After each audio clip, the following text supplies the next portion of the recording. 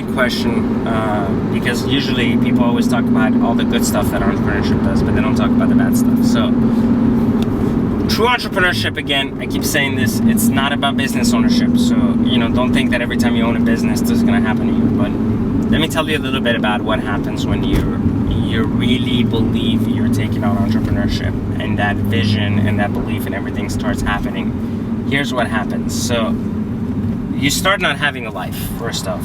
Everything you do becomes about your business, your venture, your idea. You start breaking the relationships that are around you because nobody understands you anymore, or why you're so focused on something when they don't have that same drive towards anything. Let's see other things that happen. Usually, it's very hard to maintain a relationship with a loved one because, the time and the devotion and the priorities become skewed. You tend to put everything as a secondary priority to your kind of idea or venture, and you make it very, very difficult to be approachable, and ultimately you make people feel like they're not important. All these things happen, especially in the first phases, like in the first year or two. That happens more so than other times. When you realize that your project is not just a 2-year project, and it's going to be like there for the long haul, maybe 5, 6, 7, 8 years, you start to reconsider the work-life balance, and then you go through a stage where you really, really are trying to make it work, but it's almost artificial because you feel that every second you pull away from your business is a second wasted, and it becomes really, really difficult for you to manage that process again, because it's a transitional process and it's very hard. Not the end of the world, but very difficult. You go through different stages where you feel like you're very alone and nobody understands you. That happens often as well, where people don't understand why you're so devoted and nobody wants to help you.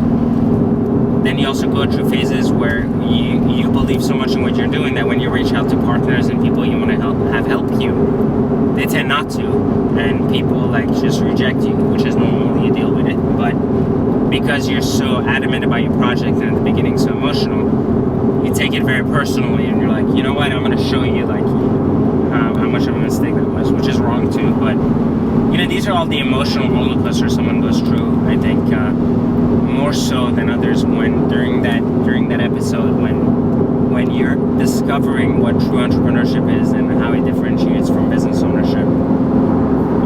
It's pretty harsh. It's pretty harsh because entrepreneurship is a road traveled alone. I don't care how many partners you have. There's nothing really fun about entrepreneurship at the beginning. It's not fun until you discover what your brand is and you really understand your brand identity and move forward.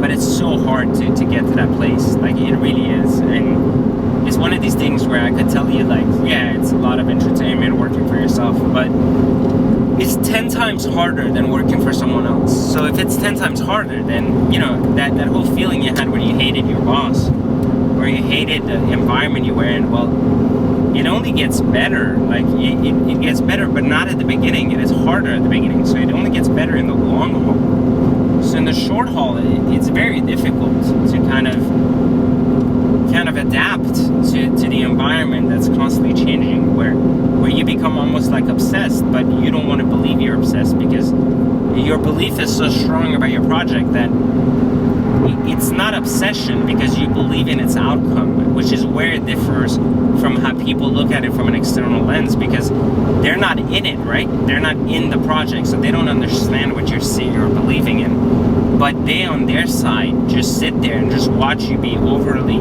obsessive about something, and it looks very unhealthy. When in reality, they don't understand what you go through inside and what you believe. So to them, it's just you look like an obsessed person, and to you, they just don't understand you. So, it's this constant clash. And one of the things I said that's interesting, in relationships, when you have a girlfriend or a wife or anything, it's so difficult to make them understand that these sacrifices that you're making, they need to make on a smaller scale. But they need to not give you grief for a lot of the things that happen, And and I'm not joking when I say like it's really, really hard, and they don't realize this, but they'll bring up like, oh, we don't go out as much, we don't do this.